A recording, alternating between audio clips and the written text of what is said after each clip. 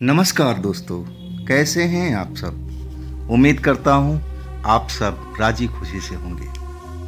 तो चलिए आज की कहानी में आपको ले चलता हूँ। दोस्तों, आज की कहानी जो हमें भेजे हैं उनका नाम है सुनील। सुनील उत्तर प्रदेश आगरा डिस्ट्रिक्ट के रहने वाले हैं और नौकरी करते थे हरियाणा के एक शहर में। साल था 2014। सुनील उनका जो परिवार था, फैमिली था, सब गांव में रहता था। शादीशुदा थे। शादी को लगभग 2-2.5 साल बीत चुका था और वो हरियाणा के शहर में जिस फैक्ट्री में काम करते थे, उस फैक्ट्री से करीब करीब 9 किलोमीटर की दूरी एक कॉलोनी में किराए के मकान में रहते थे। बाइक थी उनके पास में और उससे आती जाती थी। फैक्ट्री में सुपरवाइजर के पोस्ट पर थे, तो सैलरी ठीक ठाक ही मिलती थी। अब ये जो घटना उनके साथ घटा था, तो क्या हुआ था उनके साथ में, सुनील जी बता रहे हैं। दोस्तों, मेरा नाम सुनील है। ये जो घटना मेरे साथ में घटी थी ना, मैं कभी विश्वास ही नहीं कर पा रहा था कि ऐसा भी आज के युग में होता है क्या। मैं तो साइंस का स्टूडेंट रहा हूँ। अब मैं कभी भूत प्रेत और काली शक्तियों पर कभी विश्वास करता ही नहीं था और मैं इन चीज़ों से बहुत दूर रहता था। मैं शांत स्वभाव का, और जिस शहर में रहता था ना हरियाणा के, वहाँ पर मेरे कुछ रिश्तेदार भी रहा करते थे। उनमें एक मेरी साली का शादी हुआ था। साड़ू जो थे हमारे घर से करीब 6 किलोमीटर की दूरी पर, और वो रहते थे। और फैक्ट्री से आते के टाइम उनका कॉलोनी पहले पड़ता था, इसके बाद में मेरा। वैसे तो मैं 10 दिन 15 दिन पर, जिस दिन संडे होता था, मतलब महीना में 2-3 बार हम गांव चले जाते थे और बाकी टाइम तो शहर में ही कटता था नौकरी करते हुए, क्योंकि पैसा तो मुझे कमाना ही था। मेरी पत्नी गांव में ही थी और वो जो घटना मेरे साथ हुआ था रात के टाइम में, वो भी शनिवार की रात थी। अगले दिन मेरी छुट्टी होती थी और अगले दिन मैं अपने गांव जाने वाला था और गांव जाने के लिए मैं पूरा अपनी तैयारी कर चुका था। जो पत्नी मुझे मंगाई थी, माँ जो कुछ बताया था, वो सामान लेकर के अपने पास रख दिया था ताकि रविवार के सुबह में मैं अपने गांव निकल जाऊं। लेकिन जो शनिवार की रात थी, जब मैं अपने फैक्ट्री में था, रात के करीब 9 साढ़े 9 बजे का बात है और 10 बजे रात को मेरी छुट्टी हो जाती थी और उसी वक्त मेरे साढ़ू का फ़ोन आया। मैं अब हाथ पैर धो रहा था, अब मेरा छुट्टी का टाइम हो चुका था और फ़ोन बजा तो फ़ोन उठाया, देखा कि साढ़ू का फ़ोन है। मैं पूछने लगा कि खैरियत है ना सब। तब वो कहेंगे कि खैरियत है भी और नहीं भी। मैंने पूछा, ऐसे क्यों बात कर रहे हैं आप, कुछ दिक्कत है, कोई परेशानी है तो आप मुझे बताइए। तब वो कहने लगे कि तुम्हारी साली के साथ में कुछ अजीब हो रहा है। मैं कुछ समझ नहीं पाया, मतलब क्या कहना चाहते हो आप, अजीब का मतलब क्या होता है। वो बताने लगे कि ऐसा है सुनील भाई, 2 दिन से इसको बुखार आ रहा था। डॉक्टर से हम दवा ले रहे थे और कभी बुखार उतर जाता था, चढ़ जाता था और डॉक्टर बोला था कि वायरल फीवर है, थोड़ा वक्त लगता है। लेकिन आज शाम को 6 बजे से और इसकी जो बुखार था वो तो उतर चुका था, शरीर बिल्कुल नॉर्मल था और कुछ हमने इसको हल्का फुल्का खाना भी खिलाया और 7:30 बजे तक बिल्कुल ठीक थी और अचानक खाट पर लेटी हुई आराम कर रही थी और अचानक उठ करके बैठ गई। आंखें एकदम लाल लाल दिखाई देने लगा, जैसे लग रहा है कि नशा पानी कर लिया हो। चेहरा बिल्कुल पीला पड़ा हुआ था। अब बर्ताव ऐसे करने लगी कि उस पर भूत कोई सवार हो चुका है। अब बताओ सुनील भाई, मैं क्या करूं, मैं बहुत परेशानी में फंस चुका हूं। आप थोड़ी मेरी मदद करो। आप आ सकते हो तो मेरे पास में आ जाओ, बड़ी मेहरबानी होगी। मैं कभी भूत प्रेत पर यकीन नहीं करता था आज जब मेरे साड़ू भाई ने एक खबर दिया ना, तो मुझे विश्वास ही नहीं हुआ कि आज के टाइम में भी लोग ऐसा कुछ मानते हैं। अरे बुखार आया होगा, शरीर में कमजोरी होगी, अब कोई ऐसी बात हो गई होगी। अब उसको हमारे साड़ू भाई कह रहे थे कि इसके ऊपर कोई चुड़ैल आ चुकी है, भूत आ चुका है। मैं तो मानने के लिए तैयार नहीं था। आखिर मेरी साली थी, छोटी साली थी। अब मैं बोला कि मैं आ रहा हूँ, आधा पौन घंटे में मेरी छुट्टी हो जाएगी, इसके बाद मैं आपके पास होकर के तब अपने घर जाऊँगा, क्योंकि मुझे सुबह अपने गांव भी जाना है। इसके बाद छुट्टी जब हो गई, बाइक स्टार्ट किया और सबसे पहले अपने साड़ू भाई के घर पहुंचा। मैं देखा गली में उनका घर का दरवाज़ा खुला हुआ था, लाइट जल रही थी। बाकी गली के लोग जो भी थे सबका दरवाज़ा बंद था, लाइटें बुझी हुई थी, यानी कि सब अपने घर में मौजूद हैं और सो रहे हैं, या फिर जाग भी रहे हैं तो कोई बड़ी बात नहीं है। लेकिन जब मैं अपनी बाइक लेकर के अपने साड़ू भाई के घर पहुंचा ना, तो साड़ू भाई जैसे मेरा ही इंतज़ार कर रहे थे। मेरी बाइक की आवाज़ सुनते ही गली में आ गए और मुझे अपने घर में लेके गए। वाकई जैसा मेरे साड़ू भाई बता रहे थे ना, वैसे ही मेरी साली अब अपना रंग ढंग बना रखी थी। बाल बिखरे हुए थे, आंखें बिल्कुल बड़ी बड़ी कर रखी थी, चेहरा बुखार की वजह से पहले ही से पीला पड़ा हुआ था और वो कुछ बोल नहीं रही थी, सिर्फ आसमान की तरह टुकुर टुकुर ताके जा रही थी। मैं जब पहुंचा ना, तो उसकी हालात देख करके मुझे बहुत दया है कि कैसी हालत हो गई है बुखार की वजह से। मैं अपनी साली का नाम लेकर कहने लगा, अरे बच्चा मेरी तरफ देखो, जीजा हूँ मैं, क्या तुम मुझे भी पहचान नहीं पा रही है? लेकिन वास्तव में उसने मेरी तरफ अपनी नज़र उठा के देखा नहीं। मैं बार बार कहता रहा कि गुड़िया मेरी तरफ देखना, मैं तो तेरा प्यारा जीजा हूँ, बोल तुझे क्या चाहिए, अब मेरी तरफ तो देख एक बार। मैं कुछ भी बोलता रहा, लेकिन मेरी जो साली थी मेरी तरफ अब एक बार भी पलट करके नहीं देखी। मुझे कुछ गलत अंदेशा होने लगा, कहीं बुखार की वजह से इसके दिमाग पर असर तो नहीं हो गया, क्योंकि मैं भूत प्रेत पर तो यकीन करता ही नहीं था। मैं अपने जो साड़ू भाई थे उनसे कहने लगा कि ऐसा करते हैं, इसको हॉस्पिटल लेके चलते हैं। साड़ू भाई मेरी तरफ घूर रहे थे, देख रहे थे और कहने लगे कि ऐसी हालात में हॉस्पिटल में हम ले जाकर क्या करेंगे। मेरे गली का जो सियाने लोग हैं मैं उनको बुला के लाया था और उनमें से एक ने बोला है कि तुम्हारी पत्नी के ऊपर किसी ने जादू मंत्र किया हुआ है और इस पर कोई भूत चुड़ैल सवार हो चुकी है। मैं साड़ू भाई को डांटते हुए कहने लगे कि आप कैसे अंधविश्वास की बात कर रहे हो? अरे आज की इस साइंस के युग में कैसी बात कर रहे हो, ये शोभा नहीं देती है आपको। चलो आप मेरे बाइक पर ही बिठाओ और हम चलते हैं हॉस्पिटल में। हॉस्पिटल में एमबीबीएस डॉक्टर दिखाएंगे। मैं इसी पर जोर देता रहा, लेकिन जो मेरे साड़ू भाई थे कह रहे थे भाई साहब हॉस्पिटल जाके कोई फ़ायदा नहीं होगा, हमें किसी तांत्रिक के पास चलना चाहिए। लेकिन मैं उनकी बात को बिल्कुल नहीं माना। मैं बोला कि पहले हम हॉस्पिटल चलेंगे और मैं एक डॉक्टर को जानता हूँ जो एमबीबीएस हैं, और इसके बाद मैं अपने साड़ू भाई की एक भी बात नहीं सुना। और जैसे तैसे अपनी बाइक पर हमने अपने साली को बिठाया, पीछे साड़ू साहब बैठे, और इसके बाद हम डॉक्टर के पास ले करके पहुँच गए।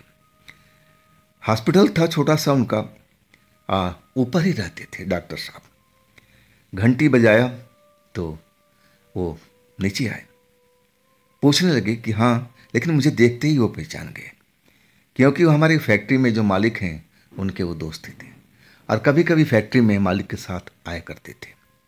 तो मुझे देख करके पहचान गए और कहने लगे, सुनील ये तुम्हारी कौन है, क्या हुआ है? मैंने, डॉक्टर साहब पहले अंदर तो लीजिए और चेकअप कीजिए, देखिए इसको क्या हुआ है, ये तो जैसे लग रही कि अपनी होश आवाज़ ही खो बैठी है। डॉक्टर साहब बोले ठीक है अंदर ले आओ।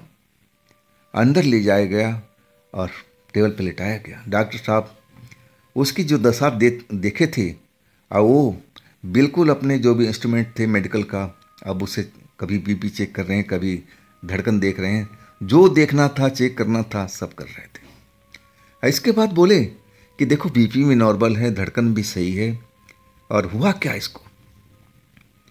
तब मेरे साड़ू साहब बोले कि 2-3 दिन से बुखार आ रहा था और मैं फलाने डॉक्टर से दवा ला रहा था, दवा भी दिए, दिखा दिए, जो बचा हुआ था उनके पास में, यही दवा चल रहा था। डॉक्टर साहब दवा भी देख लिए, बोले दवा तो बिल्कुल ठीक है, वायरल फीवर के अनुसार सही है दवा, तो अब तो बुखार नहीं है।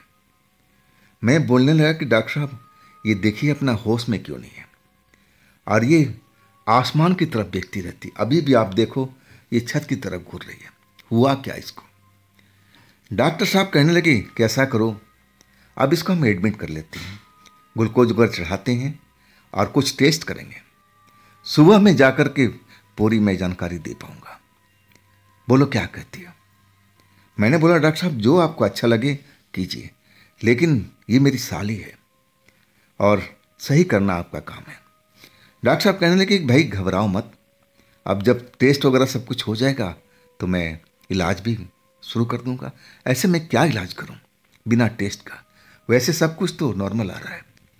डॉक्टर साहब भी अपने तरफ से बिल्कुल सही थे।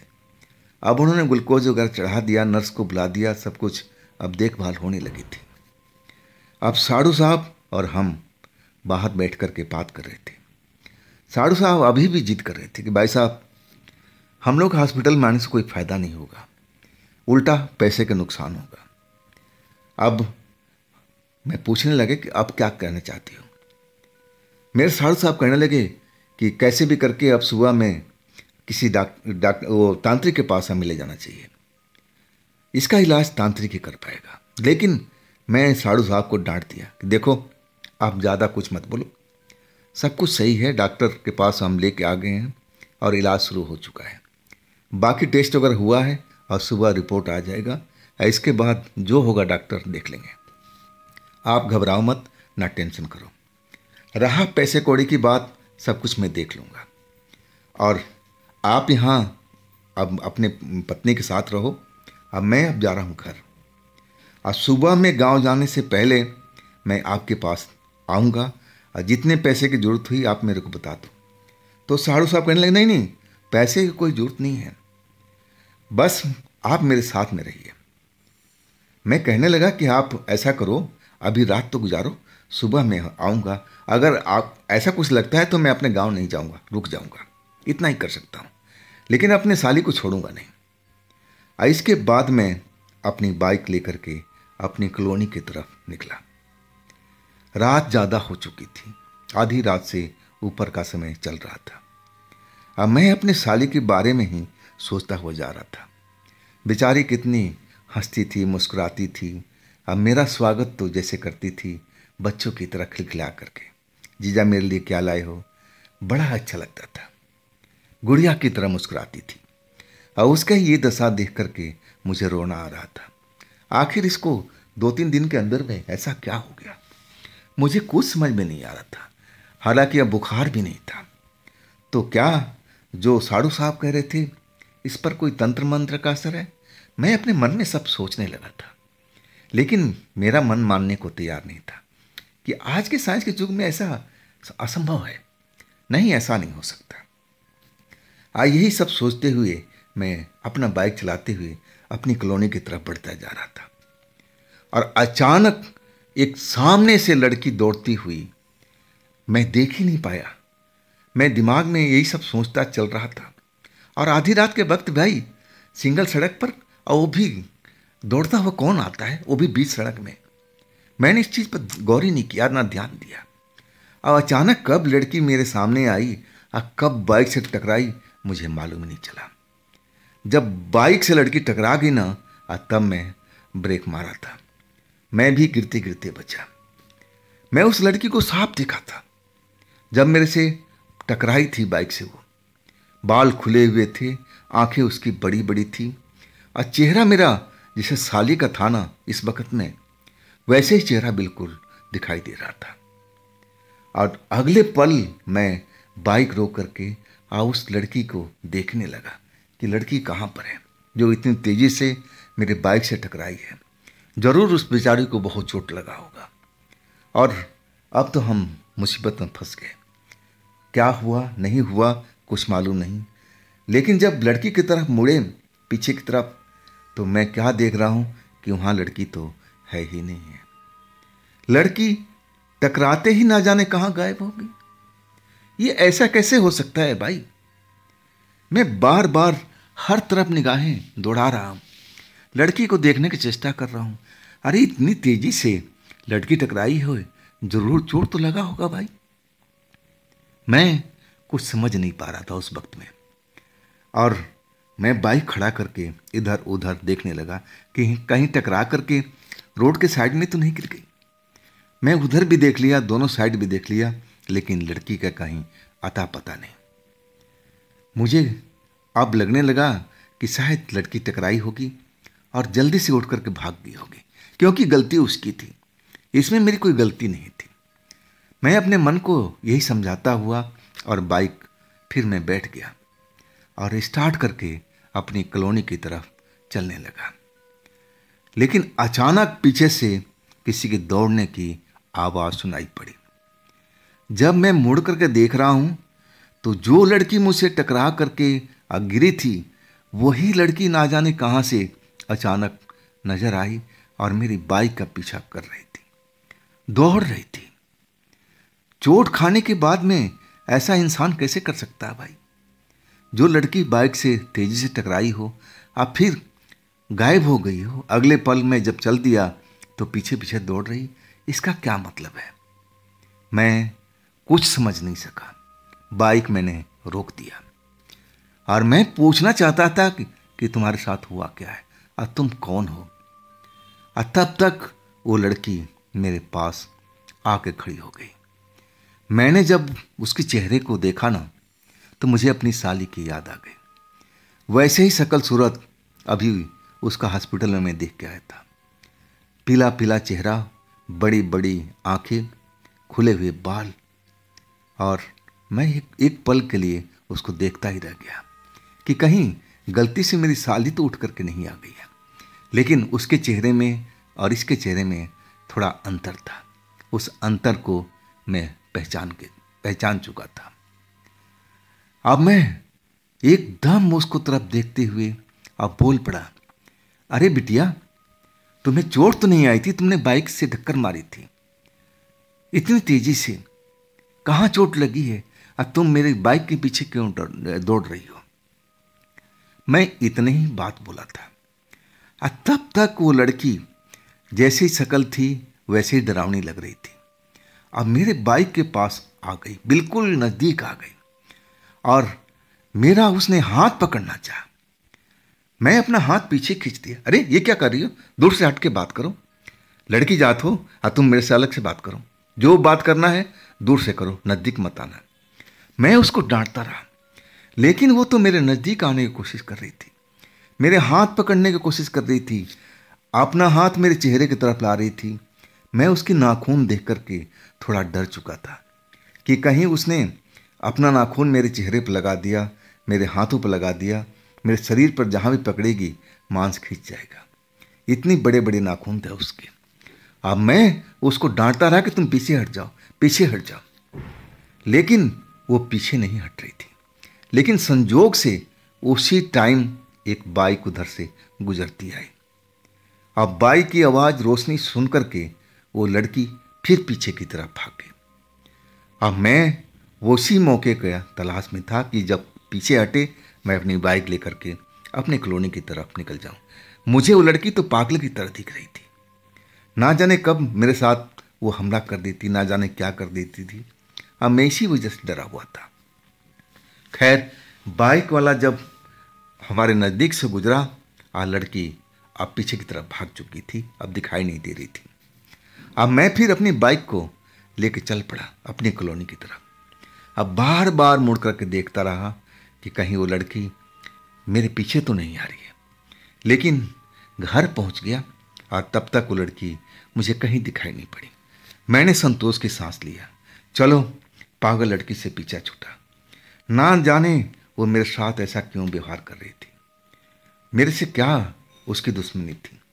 इतना चोट लगने के बाद भी वो सही सलामत कैसे खड़ी थी, एक पहले की तरह वो लड़की लग रही थी। अब मैं यही सब सोचते हुए अपने घर में दाखिल हो गया और दरवाज़ा अपना गली का जो मेन दरवाज़ा था बंद कर दिया। बाइक अंदर अब हो चुकी थी। अब मैं थका हुआ था। सुबह मुझे गांव भी जाना था, लेकिन अब लग रहा था कि मैं गांव जा नहीं पाऊंगा, क्योंकि अभी सुबह हॉस्पिटल जाना था साढ़ू जी के पास में। अब वहाँ देखते हैं क्या होता है। अगर वहाँ सब कुछ सही रहा तब मैं अपने गांव निकल जाऊंगा। और यही सोच करके मैं पलंग पर आकर के लेट गया और देखते ही देखते मैं थका हुआ था, नींद भी आ गई। कुछ ही पल में नींद का मजा ले पाया था और तभी दरवाजे पर धड़ धड़ धड़ धड़ धड़ धड़ आवाज आने लगे, जैसे कोई जोर जोर से दरवाजा पीट रहा हो। और वो दरवाजे की आवाज ने जैसे मुझे एकदम नींद से जगा दिया हो। हाँ, मैं एकदम नींद से जाग करके दरवाजे के पास पहुंच गया। दरवाजा बिल्कुल ऐसे लग रहा था कि जैसे कोई तेजी से पीटता हुआ जा रहा हो और रोकने का नाम ना ले रहा हो। मुझे बड़ा आश्चर्य हुआ कि कौन हो सकता है भाई, इतना तेजी से अब दरवाजा क्यों पीट रहा है। जरूर मेरे कोई पड़ोसी होंगे और उनको कोई मदद चाहिए। यही सोच करके मैं दरवाजे पर गया। दरवाजा खोला। खोलने से पहले मैं आवाज दिया कि कौन हो भाई, इस वक्त क्या चाहिए। लेकिन मैं 2-3 बार बोला, आवाज कोई जवाब नहीं आया।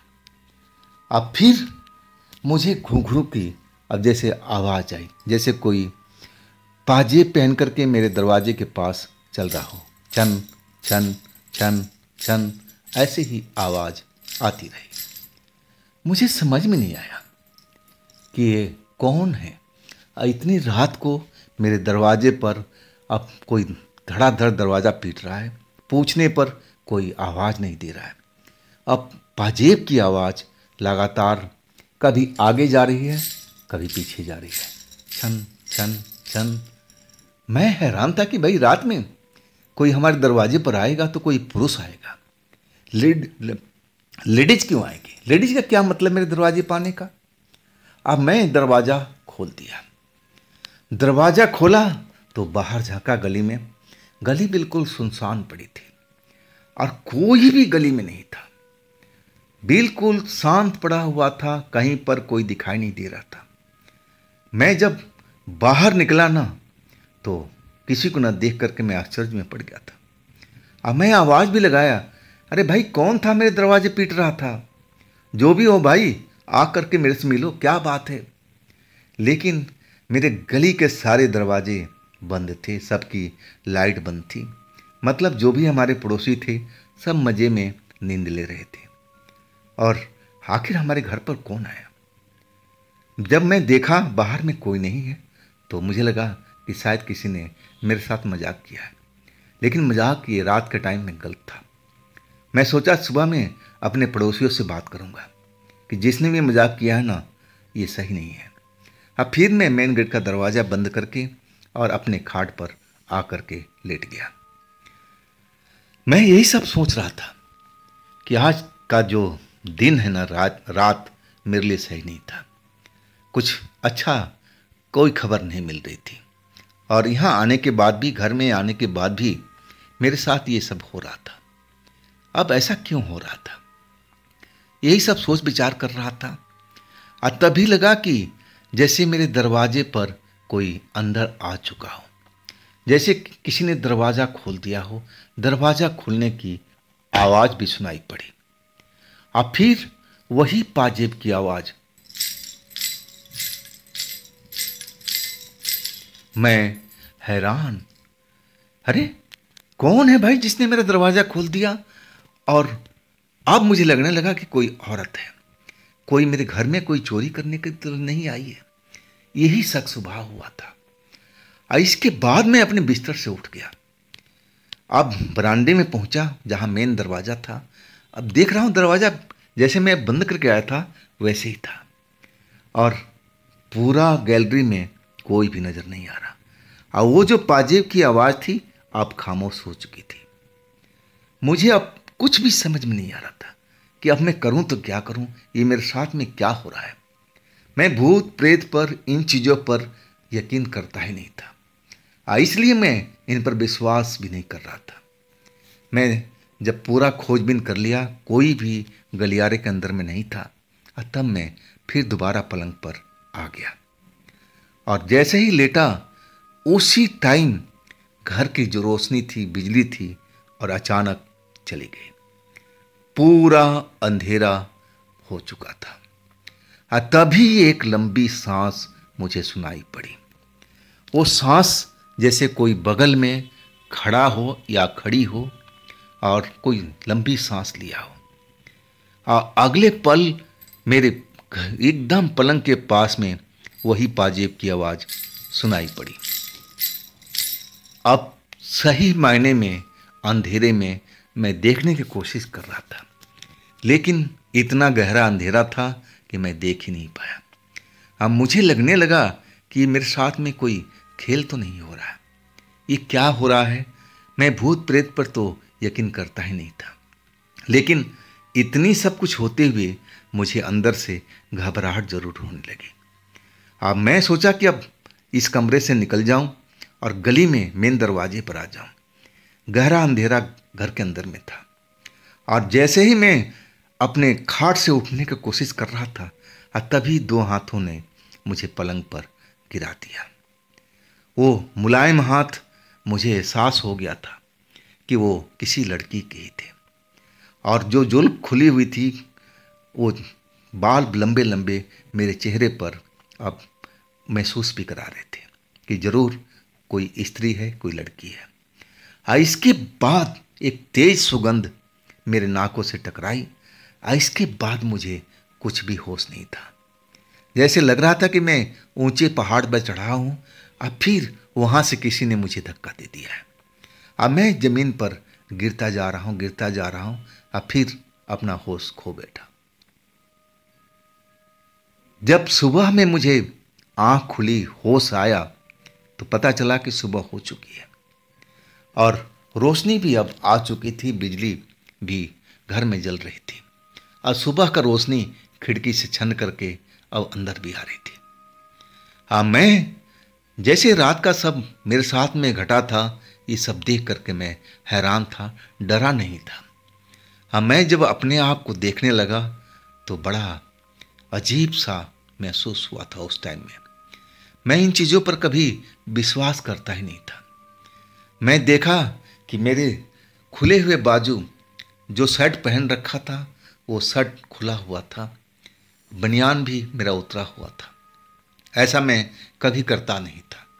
और नीचे का भी कपड़ा मेरा उतरा हुआ था और मेरे बाजुओं पर जैसे किसी ने लंबे नाखून का निशान बना रखा हो, दोनों बाजुओं पर, और मेरे चेहरे पर भी वैसे ही निशान बने हुए थे, जैसे किसी ने बेदर्दी से मेरे चेहरे को नोचने की कोशिश किया हो, मेरे बाजुओं को नोचने की कोशिश किया हो। वाकई में उस पल मुझे डर लगा, वो भी सुबह के टाइम में। आज जब मैं देखने लगा कि मेरे कमरे का दरवाज़ा खुला हुआ है, तो वो भी खुला हुआ नहीं था, वो भी अंदर से बंद था। खिड़की भी बंद थी, मतलब कोई बाहर से आ ही नहीं सकता था। तो ये सब रात मेरे साथ क्या हुआ था? अब वास्तव में डर का एहसास उसी वक्त में हुआ था। इसके बाद मैं जल्दी जल्दी कपड़े पहने तैयार हुआ और सीधा मोटरसाइकिल बाहर निकाला। जब मैं निकला ना, तब पड़ोसी कोई भी अभी जगह नहीं थे और मैं सीधा बाइक स्टार्ट करके और सीधा हॉस्पिटल की तरफ में। जब हॉस्पिटल में पहुंचा ना, तो साधु साहब मुझे बाहर ही बेंच पर बैठे हुए मिल गए और मैं उनसे पूछा कि अब कैसी है साली मेरी? वो कहने लगी अब ठीक है, पहले से बहुत सही है, अब बातचीत भी कर रही है। मैं अब समझाते हुए कहने लगा कि देखा ना, आप तो तांत्रिक की बात कर रहे थे और देखो डॉक्टर साहब ने रात भर में सही किया, अभी तो रिपोर्ट आ जाएगा और तब पूरा खेल मालूम हो जाएगा। फिर मैं अपने बारे में अब साधु साहब को बताने लगा, जो रास्ते भर में जो हुआ था, बाइक से लड़की टकराई थी और घर में मेरे साथ जो हुआ था। जब मैंने साधु साहब से सब बात बताई ना, तो साधु साहब एकदम हैरान थे। मुझे देख करके ऐसा लग रहा था कि मैं कोई अजूबा हूँ उनके लिए। और कहने लगे, अरे सुनील भाई, आपके साथ ऐसा हुआ, आप डरे नहीं? मैंने बोला कि क्या हो सकता है ये बताइए आप। मैं भूत प्रेत पर यकीन तो करता नहीं, लेकिन ये हुआ क्या था? और तब मेरे साधु साहब कहने लगे कि भाई साहब, आपके साथ आप ये समझ लो कि बुरा होते होते बचा है। आपके साथ में कोई आत्मा लड़की लगी हुई थी। जहाँ पर आपकी बाइक टकराई थी वो आत्मा से टकराई थी, और वही लड़की आपके पीछे पीछे घर तक पहुँच गई थी। और घर में भी आपको वही लड़की थी। भगवान की कृपा थी आप पर कि उस लड़की ने बस आपका जान बकस दिया, नहीं तो जिस पोजीशन में आप थे वो लड़की आपको छोड़ने वाली नहीं थी। सही मायने में मैं इतना अब साधु साहब की बात सुन करके और सिहर सा गया था। अब मैं कहने लगा कि भाई साहब, मैं इन चीज़ों पर विश्वास नहीं करता था, लेकिन आप जो कह रहे हैं ना, तो विश्वास मुझे अब करना पड़ रहा है। और वास्तव में साधु साहब कहने लगे कि भाई साहब, आपको भी तांत्रिक से दिखाना पड़ेगा, और मेरी पत्नी को भी।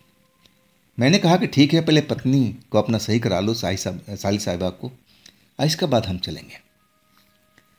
अब 10 बजे डॉक्टर साहब पूरा रिपोर्ट लेकर के आ चुके थे। आप कहने लगे कि देखो भाई सुनील, कोई भी ऐसा चीज़ नहीं है कि जिसका मैं इलाज करूं, और ये सब कुछ सही है। हाँ, बुखार की वजह से कुछ ऐसा चीज़ हो गया हो, सदमे में पड़ गई हो, और वही सोच रही होगी, और ऐसी कोई बीमारी इसको नहीं है। वायरल फीवर था, वो उतर चुका है। अब अपनी साली को लेके जा सकते हो, घर पर आराम कराओ, और अच्छे अच्छे फल फ्रूट, दूध वगैरह दो, शरीर में ताकत अब होगी। अब इसके बाद में जो भी पैसा कौड़ी था डॉक्टर साहब को दिया गया, लेकिन जो मेरे साहब थे अब कहने लगे कि सुनील भाई, हम सीधा किसी डॉक्टर वहाँ चलते हैं तांत्रिक के पास में, और एक तांत्रिक को जानते भी थे। और हम दोनों आप वहाँ पहुँचे अपनी साली को लेकर के। साली को उन्होंने चेक किया, देखा अपने तंत्र विद्या से, और इसके बाद वो मेरी तरफ देख कर घूरने लगे। कहने लगे कि वो बिना बताए सब कुछ बोलते जा रहे थे, और कह रहे थे कि भाई तू रात में बच गया, और ये जो तेरे साली पर कोई आत्मा सवार थी ना, वही लड़की तेरा पीछा करते हुई और तेरे घर तक पहुंची थी, और वो तुझे मारना चाहती थी, लेकिन तेरे कर्म अच्छे थे, और इसलिए तू जिंदा बच गया। मैं जब उस तांत्रिक से वो सब बातें सुनी ना, तो मुझे यकीन नहीं हो रहा था कि आज के साइंस के युग में ऐसा भी होता है। लेकिन वो तांत्रिक मुझे समझाते रहे कि बेटा सब कुछ होता है, मानो या ना मानो। मानो तो भगवान भी है, और नहीं तो वो भी नहीं है, आपकी इच्छा के ऊपर है।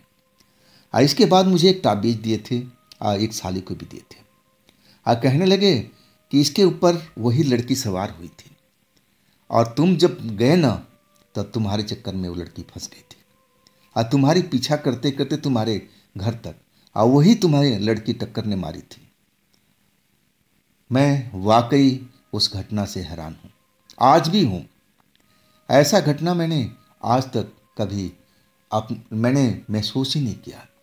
मैं अपने रिश्तेदारों में इस बात को बहुत जगह मैं पूछा कि ऐसा हो सकता है, लेकिन सबने कहा कि ऐसा हो सकता है, कई लोगों के साथ में ऐसा हुआ है। तब मुझे विश्वास होने लगा कि वास्तव में मेरे जो साधु साहब थे वो सही कह रहे थे, मुझे उनकी बात को मान लेनी चाहिए था। तो दोस्तों, ये थी सुनील जी की अपनी आप बीती।